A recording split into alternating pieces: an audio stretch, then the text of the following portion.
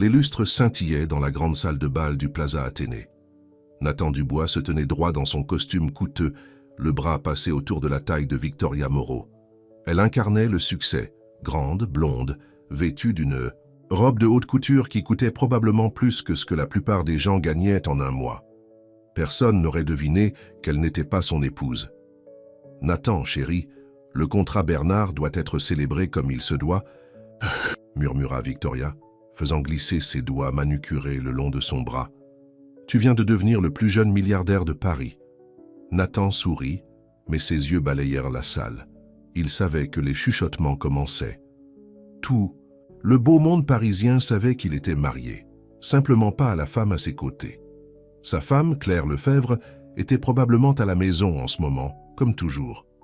La douce et simple Claire qui achetait toujours ses vêtements, prête à porter, et ne connaissait pas la différence entre vin blanc et champagne. Monsieur Dubois. Un groupe d'investisseurs s'approcha d'eux. Cette fusion avec Bernard était brillante. Vous devez nous dire comment vous avez réussi à la conclure. Victoria intervint immédiatement, parlant de stratégie de marché et de marge bénéficiaire, comme si elle avait elle-même participé à l'accord. Nathan l'observa travailler la salle. C'est pourquoi il avait besoin d'elle. Claire serait simplement restée silencieusement à ses côtés, arborant son sourire timide. Nathan. Une voix familière coupa le bavardage. Son cœur s'arrêta. Claire se tenait à l'entrée de la salle de bal, mais ce n'était pas la Claire qu'il connaissait. Cette Claire portait une robe bleu nuit qui épousait parfaitement ses courbes. Ses cheveux bruns habituellement lâches étaient élégamment relevés, mettant en valeur une paire de boucles d'oreilles en diamant qu'il n'avait jamais vues auparavant. Elle était à couper le souffle. La salle se tut. L'emprise de Victoria sur son bras se resserra. « Claire, » réussit à dire Nathan, « Je ne t'attendais pas ici. » « Visiblement, » répondit Claire, la voix ferme. Elle regarda Victoria puis lui. « Je pensais surprendre mon mari lors de sa grande fête. Il semble que je sois moi-même surprise. » Les chuchotements devinrent plus forts. Nathan vit des téléphones sortir. Demain, tout cela serait dans les colonnes. Mondaine, Madame Dubois, et James Bernard lui-même fit un pas en avant, ignorant complètement Nathan. « Vous êtes ravissante ce soir. Me feriez-vous l'honneur d'une danse ?» Claire sourit, pas son sourire timide habituel, mais quelque chose de confiant, presque radieux. « J'adorerais. » Nathan regarda Thompson emmener sa femme sur la piste de danse. D'autres hommes faisaient déjà la queue pour leur tour. Claire se déplaçait avec une grâce qu'il n'avait jamais remarquée auparavant, riant à quelque chose que Thompson avait dit. « Nathan, tout le monde nous regarde, » siffla Victoria. « Fais quelque chose. » Mais que pouvait-il faire? Faire une scène? Cela ne ferait qu'empirer les choses. Alors il resta là, se sentant comme un imbécile, regardant sa femme devenir le centre de l'attention. « Saviez-vous que Claire a fait don de votre vieil immeuble pour créer un refuge pour femmes ?» entendit-il Madame Dubois, l'une des plus grandes dames de la société parisienne, dire à ses amis. Tellement modeste à ce sujet aussi. Contrairement à certaines personnes qui ont besoin que leur nom soit sur tout ce qu'elles touchent. Et avez-vous entendu parler de son programme d'alphabétisation à Marseille? Une autre femme intervint. Ma fille y est bénévole. Elle dit que Claire vient chaque semaine pour lire aux enfants elle-même. Nathan avait l'impression d'être dans un rêve étrange. Comment n'avait-il jamais rien su de tout cela? Il avait toujours vu Claire comme cette femme simple et silencieuse qui ne pouvait pas s'intégrer à son monde. Mais en la regardant maintenant, il réalisa qu'elle avait construit son propre monde. Un monde avec plus de substance que ses cocktails et négociations d'affaires. La soirée s'éternisa comme une torture. Chaque fois qu'il essayait d'approcher Claire, quelqu'un d'autre l'emmenait. Elle ne le regarda jamais, mais son rire résonna dans la salle de bal, réel et chaleureux, contrairement au rire forcé qu'il avait l'habitude d'entendre lors de ces événements. « Je pars », annonça Victoria vers minuit. « C'est humiliant. Appelle-moi quand tu auras réglé ce désordre. » Nathan ne remarqua presque pas son départ. Il regardait toujours Claire, qui discutait maintenant avec un groupe de ses plus gros investisseurs. Ils étaient pendus à ses lèvres. Enfin, la foule commença à se disperser. Il vit Claire se diriger vers la sortie et se précipita pour la rattraper. « Claire, attends, laisse-moi expliquer. » Elle se retourna pour le faire face. Et pour la première fois, il vit la douleur derrière. Son expression composée. « Expliquer quoi, Nathan? Comment tu as paradé ta maîtresse à Paris pendant que je restais à la maison? » Comment tout le monde le savait, sauf moi? J'ai fait une erreur. Non, dit Claire doucement. Ton erreur a été de penser que je resterai pour toujours cette fille naïve que tu as épousée. Celle qui ne convenait pas à ton monde parfait. Elle retira son alliance et la plaça dans sa paume. J'ai dépassé cette fille, Nathan, et je t'ai dépassé. Elle s'en alla, le laissant seul dans le hall de l'hôtel, serrant sa bague. À travers les portes tournantes, il la vit monter dans une voiture, la voiture de James Bernard. Nathan Dubois avait tout, la richesse, le pouvoir et une femme qu'il aimait complètement. En une nuit, il réalisa qu'il avait peut-être perdu la seule chose qui comptait vraiment. Et pourquoi? Une femme qu'il avait déjà quittée? Une réputation, qui était maintenant en ruine. Alors qu'il rentrait chez lui dans son manoir vide, son téléphone vibra de notifications. Les colonnes mondaines se régalaient déjà. Mais c'est une photo en particulier qui a attiré son attention. Claire, riant dans les bras de Bernard, plus belle qu'il ne l'avait jamais vue. La légende disait « Claire Dubois vole la vedette ». À la célébration de la fusion Bernard, tandis que la maîtresse de son mari, Nathan Dubois, s'enfuit seule. Nathan jeta son téléphone et serra le volant plus fort. Comment n'avait-il jamais vu ce qui était juste devant lui? Et surtout, était-il trop tard pour le récupérer? Claire était assise dans son nouvel appartement, entourée de cartons de déménagement. Le soleil du matin traversait les fenêtres qui donnaient sur le jardin du Luxembourg, une vue qu'elle n'aurait jamais pu s'offrir seule. Mais James Bernard avait insisté pour l'aider à trouver un logement après cette nuit-là au gala. « Tu mérites mieux que de te cacher dans un petit studio », avait-il dit. « Laisse-moi au moins te donner un nouveau départ. » Son téléphone n'avait pas cessé de sonner pendant des jours. Le nom de Nathan a de nouveau clignoté sur l'écran. Le 20e appel aujourd'hui. Elle laissa le message aller à la messagerie vocale, comme tous les autres. La sonnette a sonné. Claire ouvrit la porte pour trouver un énorme bouquet de roses. « Madame Dubois, celles-ci sont pour vous. » Derrière les fleurs se tenait Amélie, sa meilleure amie depuis l'université. « J'ai vu les nouvelles, » dit Amélie, dépassant le livreur. « Pourquoi ne m'as-tu pas dit ce qui se passait ?» Claire soupira, jetant les roses à la poubelle. Elle venait de Nathan, bien sûr. « Je voulais gérer ça moi-même. J'avais besoin de savoir que je le pouvais. » « Eh bien, tu l'as certainement géré. As-tu vu les colonnes mondaines? Ils appellent ça la revanche du siècle. Le monde parfait de Nathan Dubois s'effondre, tandis que sa femme devient la nouvelle coqueluche de Paris. Claire alla à la fenêtre. En bas, les paparazzi attendaient, espérant prendre une photo d'elle. Comme il était étrange qu'ils la trouvent soudainement intéressante maintenant. « Je ne l'ai pas fait par vengeance, non ?» Amélie haussa un sourcil. Alors cette magnifique robe, ces boucles d'oreilles en diamant, dansaient avec James. Bernard toute la nuit. Ce n'était pas pour rendre Nathan jaloux. La robe, c'est parce que j'en avais assez de me cacher. Les boucles d'oreilles appartenaient à ma grand-mère. Et James... Claire sourit légèrement. James était juste gentil. Gentil? Amélie ricana. Chérie, aucun milliardaire n'est juste gentil avec les belles femmes. Surtout pas quand elles sont sur le point d'être célibataires. La sonnette a sonné à nouveau. Cette fois, c'était Nathan lui-même, ayant l'air de ne pas avoir dormi depuis des jours. « Claire, s'il te plaît, » supplia-t-il, « accorde-moi, juste 5 minutes. » Elle a failli lui claquer la porte au nez, mais quelque chose dans ses yeux. Le désespoir, la peur, peut-être, même un vrai regret, la fit hésiter. « 5 minutes, » dit-elle. « Amélie, pourrais-tu nous laisser un instant ?» Amélie lui serra la main avant de partir. « Appelle-moi si tu as besoin de quoi que ce soit. » Nathan se tenait dans son nouveau salon, ayant l'air perdu. Son apparence habituellement parfaite était ébouriffée, sa cravate dénouée. « Tu as ignoré mes appels. T'attendais-tu à ce que je décroche, à ce que j'écoute tes excuses? Ce ne sont pas des excuses. Claire, ce que tu as vu cette nuit-là, Victoria ne signifiait rien. » Claire rit, mais il n'y avait pas d'humour là-dedans. « Tu penses que c'est juste à cause de Victoria? C'est à cause d'années où tu m'as fait me sentir petite, où tu m'as traité comme si j'étais quelque chose dont il fallait avoir honte. Je n'ai jamais eu honte. Vraiment. » La voix de Claire s'éleva. « C'est pourquoi tu as cessé de m'emmener au dîner d'affaires, pourquoi tu avais toujours une excuse quand il y avait des événements importants, pourquoi tu avais besoin de quelqu'un de plus convenable à ton bras. Nathan passa ses mains dans ses cheveux. J'avais tort, je le vois maintenant. En te regardant cette nuit-là, en voyant comment tout le monde a réagi à toi, j'ai réalisé quel idiot j'avais été. C'est le problème, Nathan. Tu n'as vu ma valeur que lorsque les autres l'ont fait, lorsque j'ai enfin correspondu à ton image de ce qu'une épouse devrait être. Non, ce n'est pas... Tes 5 minutes sont terminées. Claire ouvrit la porte. J'ai une réunion au refuge pour femmes. Tu me quittes vraiment? La voix de Nathan se brisa. Tu jettes 8 ans de mariage par-dessus bord? Non, Nathan, c'est toi qui l'as jeté.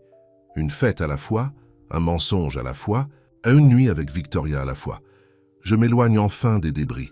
Après son départ, Claire s'effondra sur son canapé, les larmes finissant par couler. Son téléphone vibra. Un texto de James Bernard.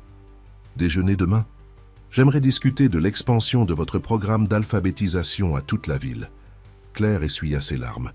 Oui, son mariage était terminé, mais peut-être que ce n'était que le début de quelque chose d'autre, quelque chose qui lui appartenait entièrement. De l'autre côté de la ville, Nathan était assis dans son bureau, regardant de vieilles photos sur son téléphone.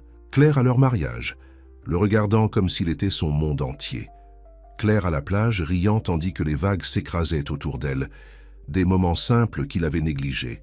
Sa secrétaire sonna. « Monsieur Dubois ?» Le conseil d'administration attend pour la réunion d'urgence.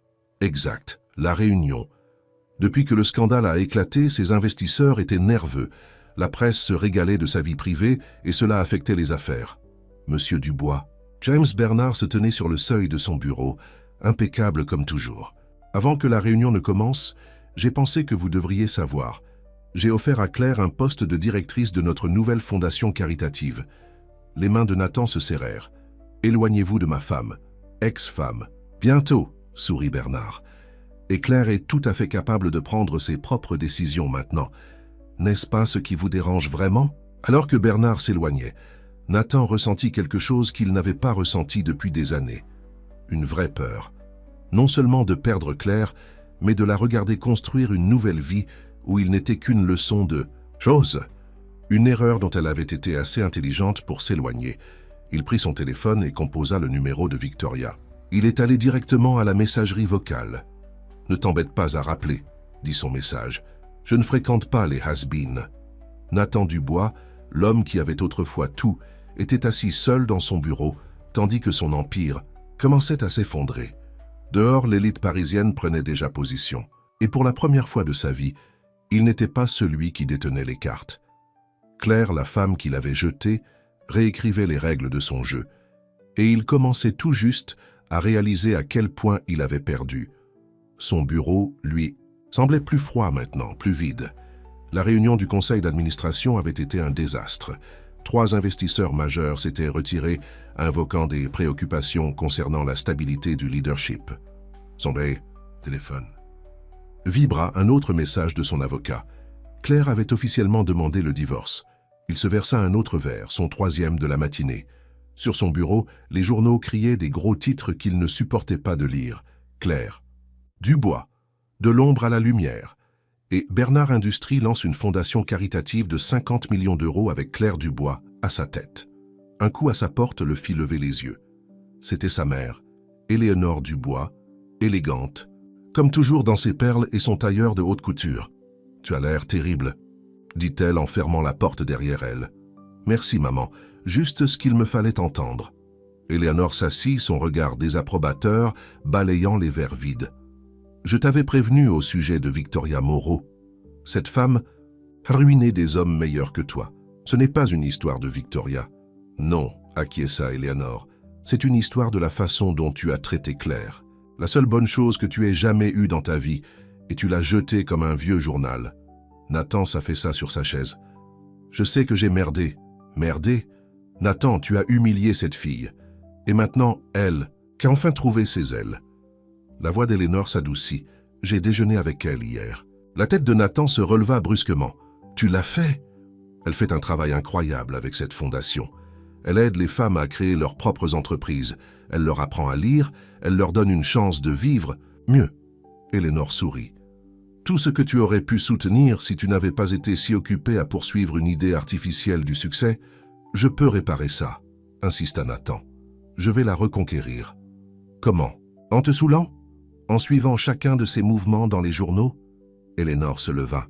Si tu veux Claire, tu dois devenir l'homme qu'elle méritait au départ. Après le départ de sa mère, Nathan resta assis longtemps. Enfin, il prit son téléphone et passa un appel. « Dr. Roberts, j'ai besoin d'aide. Je veux arrêter de boire. » De l'autre côté de la ville, Claire était assise dans son nouveau bureau à la Fondation Bernard. La vue de Paris s'étendait devant elle, mais son esprit était fixé sur la pile de dossiers de candidature sur son bureau. Des femmes cherchant de l'aide, cherchant une chance de changer de vie. « Ce sont des propositions extraordinaires, » dit James en entrant sans frapper. Il le faisait de plus en plus souvent ces derniers temps.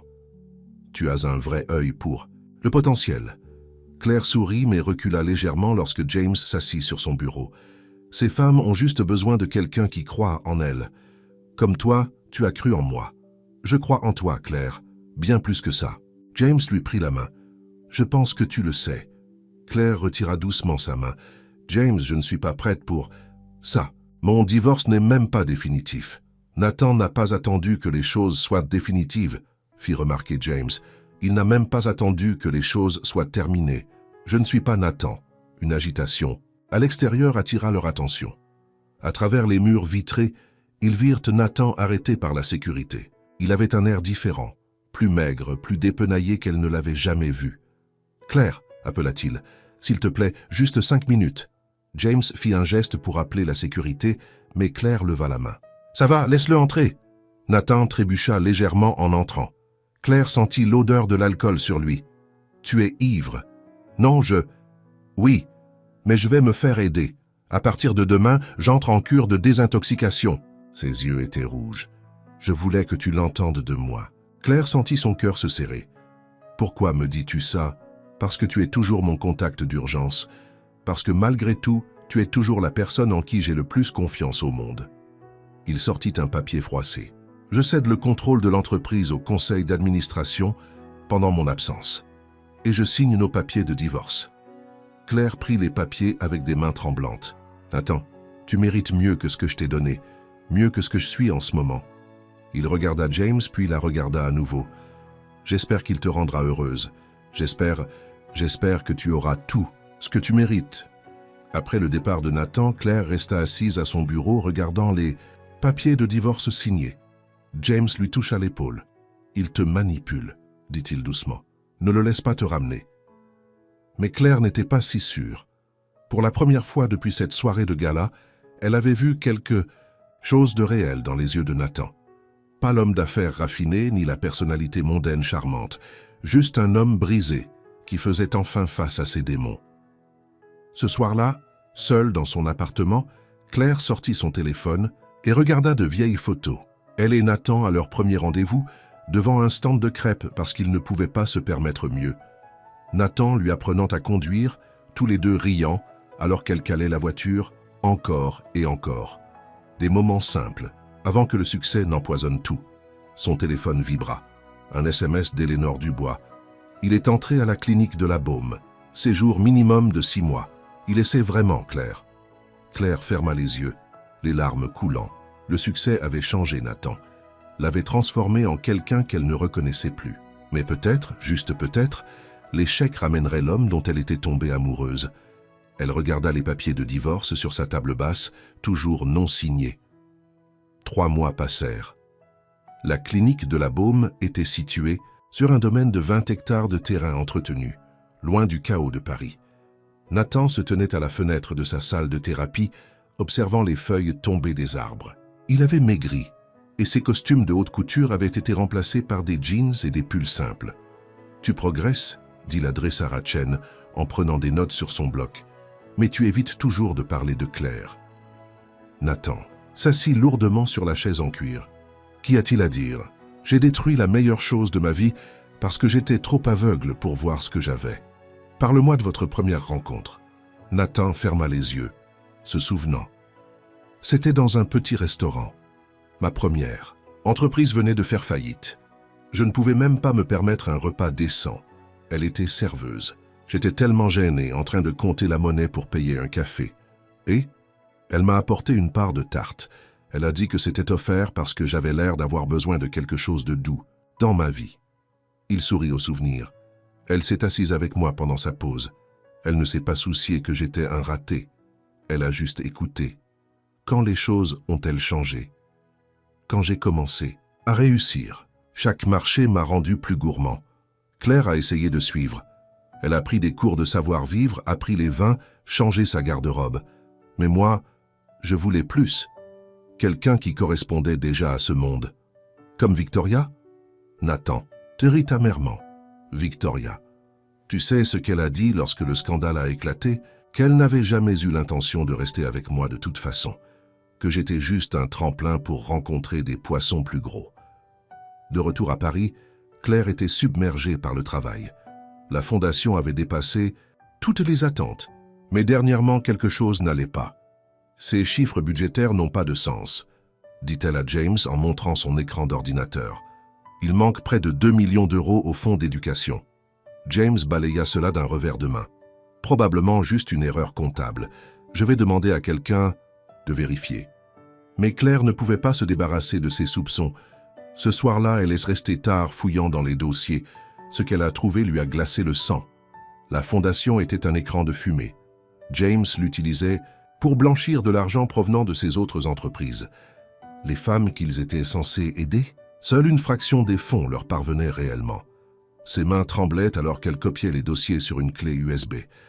Elle devait faire quelque chose. Mais à qui pouvait-elle faire confiance? La réponse vint sous la forme d'Éléanore. Dubois qui entra dans son bureau le lendemain matin. « Claire, ma chérie, nous devons parler. » Éléanore ferma la porte. « J'ai fait mes propres recherches au sujet de James Bernard. » Claire sentit son cœur accélérer. « Qu'as-tu trouvé? » Il a déjà fait ça. Il crée des œuvres de charité, les utilise pour cacher de l'argent, puis les ferme lorsque les gens deviennent suspects. Les yeux d'Éléanore étaient durs. Il n'est pas intéressé à aider qui que ce soit. Il est intéressé par l'évasion fiscale et par le fait de bien paraître pour la presse. « J'ai des preuves, » chuchota Claire en sortant la clé USB. « Mais si je rends cela public, toutes ces femmes que nous avons aidées, elles perdront tout. » Éléanore lui prit la main. « Pas si nous sommes intelligentes. L'entreprise de Nathan, ton nom est toujours sur la moitié. Nous pouvons transférer la fondation là-bas, la rendre légitime. Nathan est en cure, mais tu es toujours sa femme. Tu n'as jamais signé ses papiers de divorce, n'est-ce pas? » Claire secoua la tête. Chaque fois qu'elle avait essayé, quelque chose l'avait arrêtée. Cet après-midi-là, elle alla à la clinique de la Baume. L'établissement était magnifique, paisible, rien à voir avec les gratte-ciel froids de Paris. Nathan était dans le jardin en train de lire. Il avait un air différent, plus sain, plus comme l'homme dont elle était tombée amoureuse. Il leva les yeux lorsqu'elle s'approcha, les yeux s'écarquillant. « Claire, nous avons un problème, » dit-elle en s'asseyant à côté de lui. « Et j'ai besoin de ton aide. » Alors qu'elle expliquait tout, la fondation, les stratagèmes de James, les femmes qui allaient tout perdre, Nathan écoutait attentivement. Pas d'interruption, pas de solution rapide, juste en écoutant comme il le faisait autrefois. « Utilise l'entreprise, » dit-il enfin. « Elle t'appartient autant qu'à moi. Elle l'a toujours été. J'ai juste oublié ça. Le conseil d'administration ne sera pas d'accord. Ils le seront si nous le faisons ensemble. » Il hésita. « Claire, je sais que je ne mérite pas une autre chance, mais ces derniers mois m'ont appris ce qui compte vraiment. Il n'a jamais été question d'argent ou de statut. Il s'agissait de faire quelque chose de significatif, comme ce que tu as fait. » Claire le regarda, vraiment le regarda. L'arrogance avait disparu, remplacée par quelque chose de plus doux, de plus authentique. « Je ne suis plus cette fille naïve, » dit-elle doucement. « Je ne vais pas simplement pardonner et oublier. Je ne veux pas que tu sois cette fille. Je veux que tu sois exactement celle que tu es maintenant, forte, confiante, incroyable. Je veux juste avoir une chance. D'être digne de cette personne. » Dans son sac à main, les papiers de divorce non signés semblaient peser une tonne.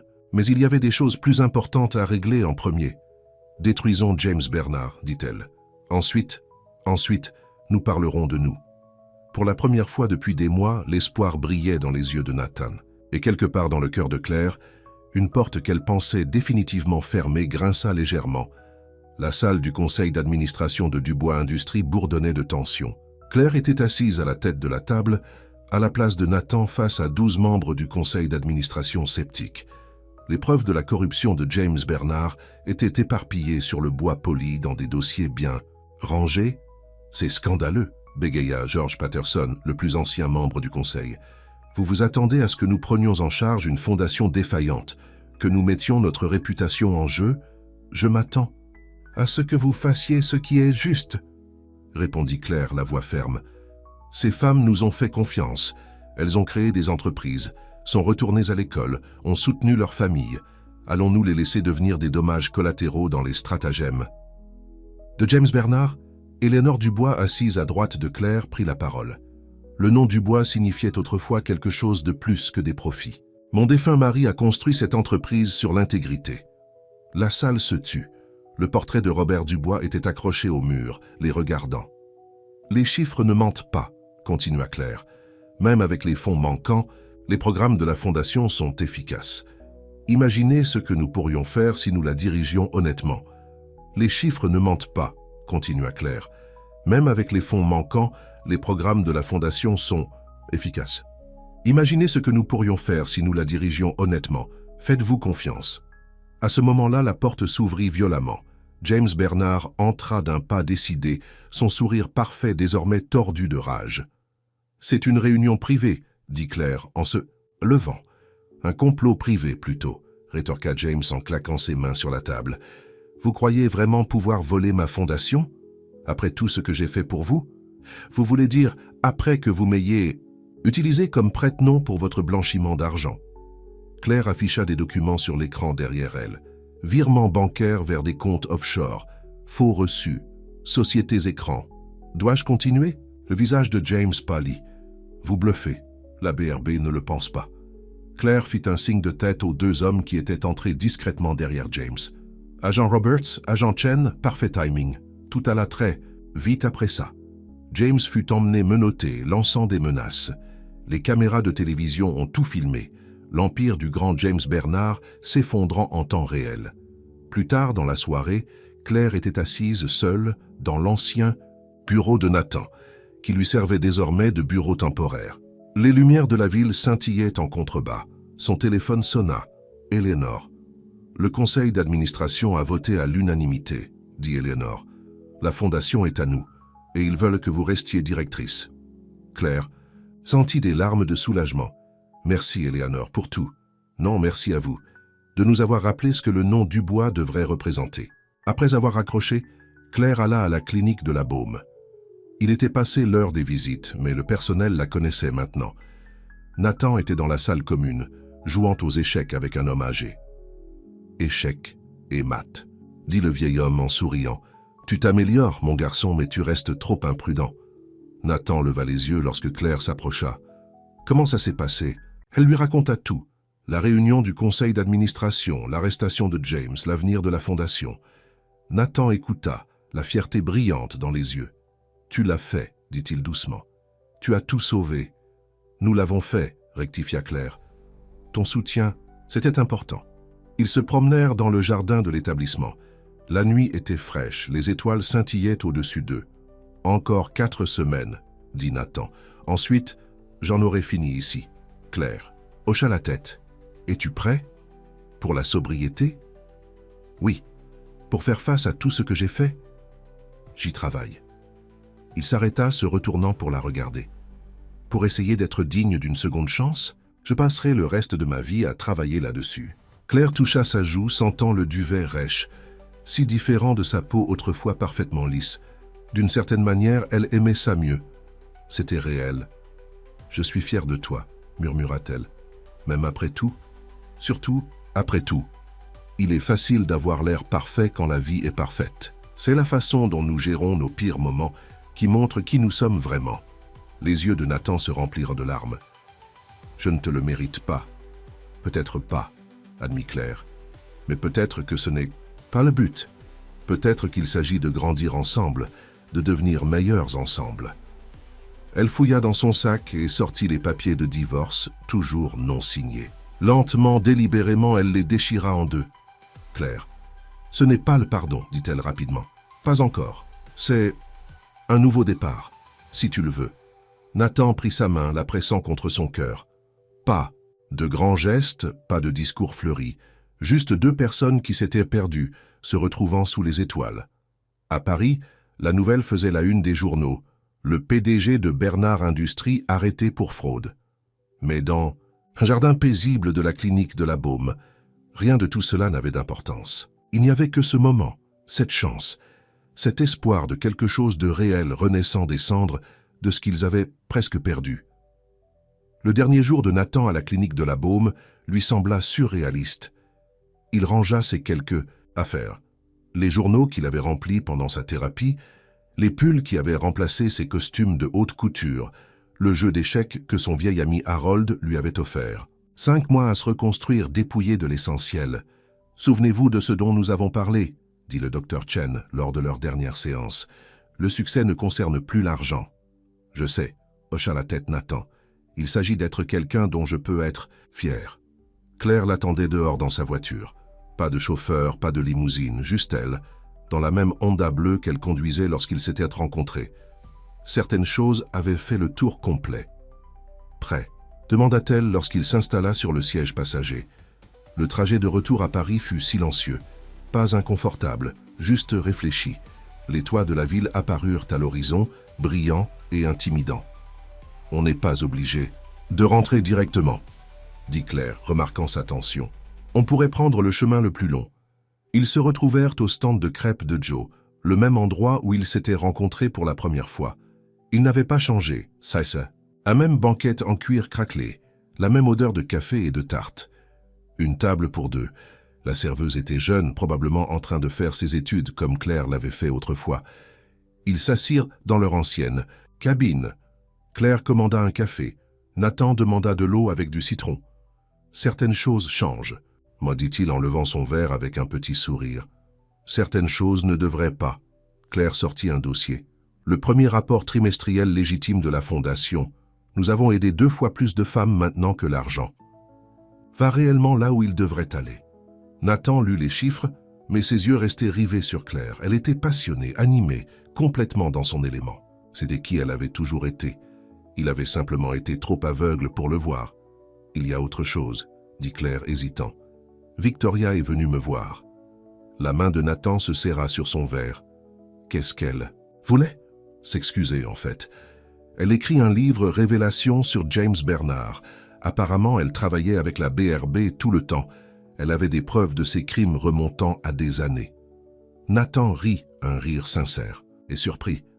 Alors même quand je pensais l'utiliser, elle t'utilisait, termina Claire. La vie est drôle comme ça. Leur tarte arriva. Une pomme pour elle, une cerise pour lui. Comme au bon vieux temps. Le conseil d'administration me veut de retour la semaine prochaine, dit Nathan doucement. Mais j'ai réfléchi. Peut-être que je ne devrais pas revenir comme PDG. Claire leva les yeux, surprise. Que veux-tu dire? La Fondation a besoin d'une structure commerciale appropriée pour se développer. Un véritable soutien des entreprises, pas seulement un financement. Mais elle a aussi besoin de quelqu'un qui comprenne les deux mondes, les affaires et les personnes. Il la regarda dans les yeux. Elle a besoin de nous deux. Nathan, co-PDG, partenaire à égalité, en tout. Il tendit la main par-dessus la table, sans tout à fait toucher sa main. Si tu veux. Claire resta silencieuse, pendant un long moment. La dernière fois que nous avons mélangé les affaires et le mariage, nous étions des personnes différentes. J'étais différent. Nathan sortit sa médaille de 5 mois de sobriété. Cette fois, je sais ce qui compte. Dehors, la pluie commença à tomber. Le néon du stand de crêpes se reflétait dans les flaques d'eau, comme la nuit où ils s'étaient rencontrés. Une condition, dit finalement Claire. On y va doucement. Les affaires d'abord. Nous, on verra. Nathan hocha la tête. C'était plus qu'il ne méritait. La serveuse apporta leur addition. Nathan tendit la main pour la prendre, mais Claire fut plus rapide. « C'est moi qui invite », dit-elle avec un petit sourire. « On dirait que tu pourrais bien utiliser quelque chose de sucré dans ta vie. » Ses propres mots d'il y a des années, quand elle avait été la serveuse et qu'il était fauché. Maintenant, les voilà. Tout est inversé, tout est pareil. Alors qu'il se dirigeait vers la voiture, Nathan s'arrêta sous l'auvent du stand de crêpes. « Claire ?» Elle se retourna, la pluie faisant briller ses cheveux sous les néons. « Merci, pas seulement pour aujourd'hui, pour avoir vu quelque chose en moi qui valait la peine d'être sauvé, même quand je ne pouvais pas le voir, moi-même. » Claire ne répondit pas. Elle se mit sur la pointe des pieds et lui embrassa la joue. Un baiser doux, rapide, mais plein de promesses. Ils retournèrent à Paris sous la pluie. La ville attendait, pleine de défis et d'opportunités. Mais cette fois, ils les affronteraient ensemble, partenaires à égalité, dans les affaires et peut-être, un jour dans l'amour à nouveau. Le premier jour de retour chez Dubois Industries fut étrange. Nathan et Claire prirent l'ascenseur ensemble, tous deux nerveux à leur manière.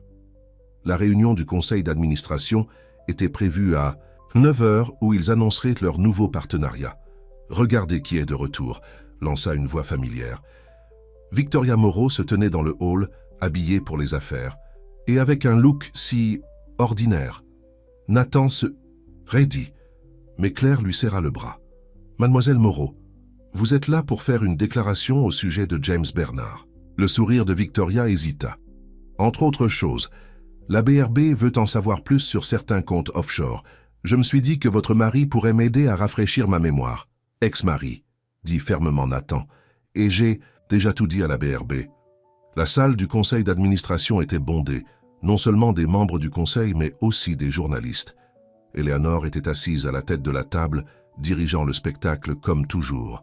« Mesdames et messieurs, commença-t-elle, aujourd'hui marque un nouveau chapitre pour Dubois Industries. Mon fils Nathan est de retour, non pas comme PDG, mais comme co-directeur de notre nouvelle division caritative, aux côtés de son épouse Claire. » Des murmures remplissent la salle. Quelqu'un leva la main. « Madame Dubois, n'êtes-vous pas divorcée ?»« Non, » répondit simplement Claire. « Nous travaillons sur notre mariage, tout comme nous travaillons sur cette entreprise. » La présentation s'est déroulée sans accroc. Claire a montré les réussites de la Fondation, des femmes qui créent des entreprises, des familles sorties de la pauvreté. Nathan a géré les projections financières, prouvant que faire le bien pouvait aussi signifier faire du bien. Mais des problèmes se préparaient. Victoria resta après la réunion, coinçant Nathan dans son bureau. « Vous vous souvenez de cette nuit à Saint-Tropez » miaula-t-elle. « Lorsque vous m'avez tout raconté sur les magouilles de James, la BRB adorerait entendre cet enregistrement. » Nathan sentit le monde tourner.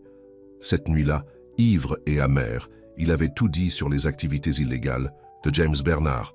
Non pas parce qu'il travaillait avec la BRB, mais parce qu'il avait voulu impressionner Victoria. « Que voulez-vous ?»« Ah, rien de beaucoup. Juste votre soutien lorsque je prendrai le contrôle de Bernard Industries. Après tout, ils auront besoin d'une nouvelle direction une fois que James sera en prison. » Claire entra juste à ce moment-là, surprenant, la fin de la menace de Victoria.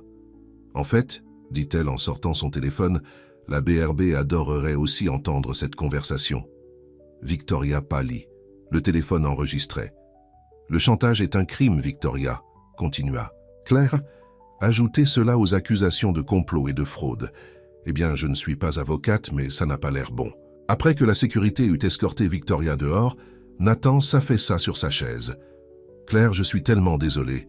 Cette nuit-là à Saint-Tropez, c'était avant que nous décidions de recommencer, termina Claire. Nous avons tous des choses que nous regrettons. Ce qui compte, c'est ce que nous faisons maintenant. Ce soir-là, ils ont travaillé tard ensemble, examinant les propositions de la Fondation. Cela semblait naturel, confortable.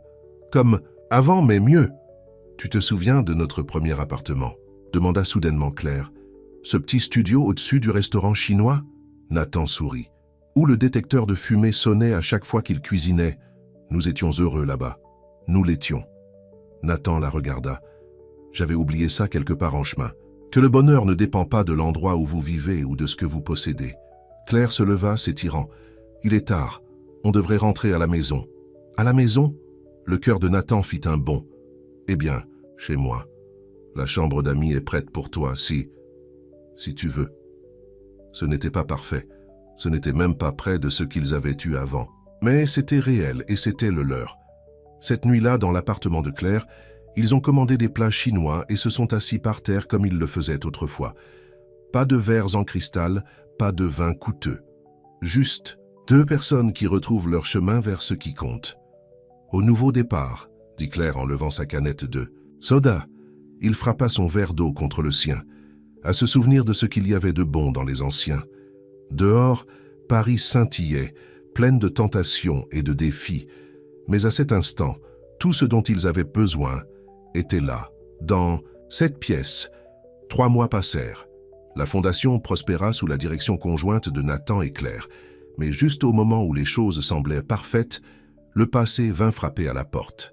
« Vous avez une visiteuse », annonça leur secrétaire un matin. Madame Rebecca Bernard, l'épouse de James Bernard, se tenait dans leur bureau, élégante même dans la détresse. « J'ai besoin de votre aide. James prépare quelque chose depuis la prison. » Claire lui fit un geste pour qu'elle s'asseye. « Que voulez-vous dire ?» Il a passé des appels. Il a déplacé de l'argent dont nous ne connaissions pas l'existence. Les mains de Rebecca tremblaient. Il essaie de détruire tout ce que vous avez construit, en commençant par la fondation. Nathan et Claire échangèrent des regards. Ils avaient travaillé trop dur pour laisser James ruiner les choses maintenant. Il vend des secrets d'entreprise, continua Rebecca, à vos concurrents et... Elle hésita. Victoria Moreau l'aide. Nathan eut le cœur malade. Ses conversations alcoolisées à Saint-Tropez. Combien de choses avait-il révélées sans s'en rendre compte? Claire prit les choses en main. Nous aurons besoin de preuves. Enregistrement des appels, transactions. J'ai tout ici. Rebecca sortit une clé USB. James n'a jamais pensé que j'étais assez intelligente pour l'espionner, tout comme il n'a jamais pensé que vous étiez assez intelligente pour l'attraper, Claire. Ce soir-là, Nathan et Claire travaillèrent tard, passant en revue les preuves de Rebecca. Leurs épaules se touchèrent alors qu'ils se penchaient sur l'écran de l'ordinateur. La proximité leur semblait à la fois familière et nouvelle. « Regardez ça », fit remarquer Claire. « Virement bancaire vers les îles Caïmans. Tout cela via des sociétés appartenant à Victoria. Nous ne pouvons pas les laisser gagner, dit Nathan. Pas après tout ça. » Claire se tourna vers lui. Leurs visages étaient à quelques centimètres l'un de l'autre. « Nous ne le ferons pas. » Pendant un instant, il sembla qu'il allait l'embrasser. Au lieu de cela, il se leva et se mit à marcher. « Je dois vous dire quelque chose à propos de Victoria, à propos de tout ce que je lui ai dit quand... » Nathan. La voix de Claire était douce. Le passé est le passé. Ce qui compte, c'est ce que nous faisons maintenant. Le lendemain apporta le chaos. Victoria donna une conférence de presse, affirmant que Nathan avait fait partie des manœuvres de James depuis le début.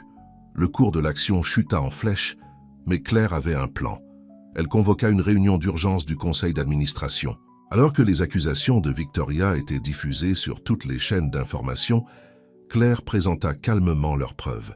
Non seulement les dossiers de Rebecca, mais aussi des enregistrements, des documents. Une piste menant directement à Victoria et James. « Ils pensaient que nous étions faibles, » dit Claire au conseil. « Ils pensaient pouvoir nous détruire. Mais ils ont oublié quelque chose d'important. »« Quoi ?» demanda Eleanor, souriant comme si elle connaissait déjà la réponse. « Que l'amour vous rend plus fort, pas plus faible. » Claire regarda Nathan. « Que faire confiance à quelqu'un, croire en lui, se battre pour lui, c'est ça le vrai. » Pouvoir. Le conseil vota à l'unanimité pour les soutenir. La BRB arrêta Victoria cet après-midi-là. James fit face à de nouvelles accusations qui ajouteraient des années à sa peine. Plus tard, dans leur bureau, Nathan regarda Claire gérer les appels des journalistes avec grâce. Elle avait tellement évolué depuis la serveuse timide qu'il avait rencontrée. Ou peut-être avait-elle toujours été aussi forte, et il avait simplement été trop aveugle pour le voir. « Claire, » dit-il lorsqu'elle raccrocha. « Rentre, à la maison. » Elle le regarda, vraiment le regarda. « À la maison, chez toi, chez nous, comme tu veux. » Il prit sa main. « Je sais juste que je ne veux pas passer une autre nuit loin de toi. » Claire serra sa main. La chambre d'amis commence à être assez solitaire. Ce soir-là, il n'y aura pas besoin de mots. Des années d'amour, des mois de douleur, des semaines de reconstruction, tout cela avait mené à ce moment.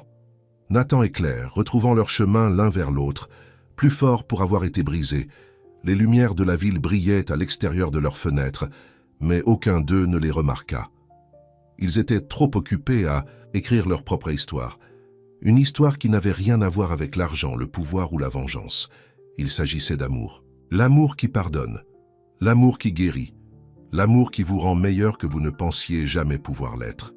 Nathan se réveilla avec le soleil qui brillait à travers la fenêtre de la chambre de Claire. Pendant un instant, il pensa, rêver. Mais le corps chaud de Claire à côté de lui était réel. Sa respiration régulière, un rappel que certains rêves se réalisent. Son téléphone vibra. Un SMS de Rebecca Bernard. Allumez les infos, maintenant. Sur toutes les chaînes, l'histoire était la même. James Bernard s'était échappé lors d'un transfert de prison. Victoria Moreau était également portée disparue. Claire remua à côté de lui. Qu'est-ce qui ne va pas? Avant qu'il ne puisse répondre, Eleanor fit irruption dans l'appartement. Ils s'en prennent à la fondation, tous les comptes sont vidés. Claire passa à l'action, appelant sa banque tandis que Nathan contactait la BRB. Mais ils étaient trop tard, des millions de dollars destinés aux femmes et aux familles dans le besoin avaient disparu. J'aurais dû voir ça venir, marmonna Nathan. J'aurais dû savoir qu'il n'abandonnerait pas. Ce n'est pas de ta faute. Claire toucha son bras. Mais je sais comment nous pouvons arranger ça. Son plan était risqué. Ils utiliseraient leur fortune personnelle comme garantie pour maintenir la fondation en activité. Tout ce qu'ils possédaient, leurs maisons, leurs investissements, même les bijoux de la grand-mère de Claire. Tu risquerais tout? Demanda Nathan. Après tout ce que nous avons traversé? Claire sourit. Certaines choses valent le risque. Les médias eurent vent de leurs décisions. Les gros titres criaient « Les Dubois misent tout sur la charité ». L'histoire prit feu. Les dons affluèrent de tout le pays. Puis vint l'appel qu'ils attendaient. Une information sur l'endroit où se trouvait Victoria. « C'est un piège », avertit Eleanor. « Laissons la BRB s'en occuper. » Mais Nathan et Claire savaient qu'ils devaient y faire face eux-mêmes. Ils suivirent Victoria jusqu'à un vieil entrepôt près du quai. Le même endroit où Nathan avait présenté sa société pour la première fois aux investisseurs, à l'époque où il n'avait que des rêves. Victoria les attendait. Comme, c'est mignon. Le couple heureux à nouveau ensemble. C'est fini, Victoria, dit Nathan. La BRB est en route. Tu crois que je m'en soucie? Elle rit. James et moi quittons le pays. Mais d'abord, nous allons regarder tout ce que tu aimes brûler. Elle sortit une arme, mais Claire fut plus rapide. Elle fit tomber Victoria, l'arme glissant sur le sol. Des années de cours d'autodéfense, une autre chose que Nathan n'avait jamais connue de sa femme, avait porté leurs fruits. James apparut des ombres, mais Nathan était prêt. L'homme qui l'avait autrefois intimidé semblait, maintenant petit, désespéré. « Vous êtes pathétique », dit Nathan, tous les deux, vivant de la souffrance des autres. Les sirènes de police hurlaient au loin. James essaya de s'enfuir, mais Claire bloqua la sortie. Victoria tendit la main vers l'arme, mais Nathan la lui donna un coup de pied. « Savez-vous quelle a été votre plus grosse erreur ?» demanda Claire alors que la BRB faisait irruption. « Croire que l'amour rend les gens faibles, il les rend plus forts. » Plus tard à la maison, Nathan serra Claire contre lui. « Tu m'as étonné aujourd'hui. Tu m'étonnes toujours. »« Nous m'avons étonné, » corrigea Claire. « Ensemble. » La fondation non seulement survécut, mais devint plus forte. La publicité attira plus de donateurs, plus de soutien. Les femmes qui avaient été aidées se sont manifestées pour faire du bénévolat, créant un réseau de force et d'espoir. Nathan regarda Claire diriger une réunion de groupe, ses yeux brillants alors qu'une autre femme partageait son histoire de réussite. Voilà à quoi ressemblait le vrai pouvoir. Pas de bureau de direction ou de robe de haute couture, mais des vies changées, des cœurs guéris. « Je t'aime », murmura-t-il lorsqu'elle revint à ses côtés. « Pas parce que tu es forte ou réussie, mais parce que tu me donnes